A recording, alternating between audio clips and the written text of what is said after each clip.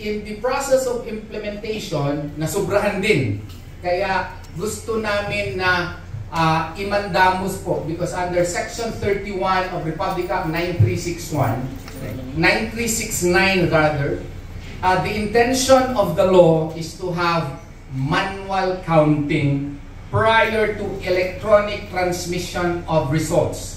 What Republic Act 9369 contemplates is that there will be manual counting on the precinct level and there will be electronic transmission insofar as the results are concerned, canvassing and consolidation of votes.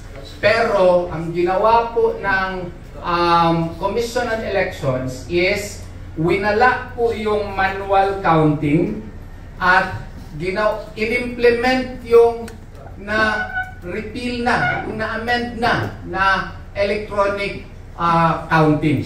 So, sa tingin po namin, dapat imandamos, ano yung mandamos? Order to command the COMELEC to implement Section 31 because that is what is mandated by law. And besides, it is a very effective voter verification mechanism itself. Why? If you conduct a manual counting, lahat po ng mga watchers, nakikita nila yung pagbilang po ng boto. Nagtatali po, may tally sheet pa. So meron tayong additional source ng information as to how each candidate secured votes per precinct.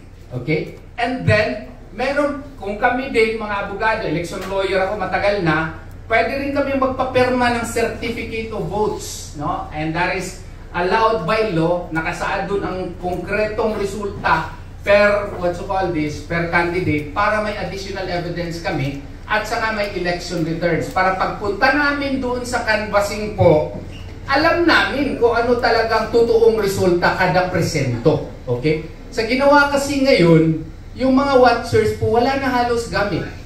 Kasi, kung electronic na yung counting, ano bang gagawin ng watcher? At saka nag-attend po kami ng mga seminar po nagkinanda ng COMELEC. Ang isang paraan lamang na makita mo yung mga boto is through the ballot review. But that is done after the voting itself. And no watcher, except if he is perhaps a superman, who can review 1,000 ballots. And besides, a watcher cannot identify even his own ballot in the ballot review. How can he do it? In just a span of 5 minutes, 10 minutes ballot review, where the ballots actually filled up would be reviewed? You cannot do that. And by the way, if you would object, there are likewise no mechanisms by which the watcher can object. Okay? So, sa tingin po namin, okay, may mga problema, yung ibang petisyon yon, yung Miro, hindi namin, tinats lang namin yun in passing. No?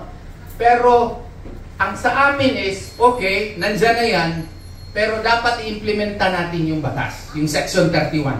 Para naman kampante yung mga botante, na yung mga boto nila ay mabilang talaga.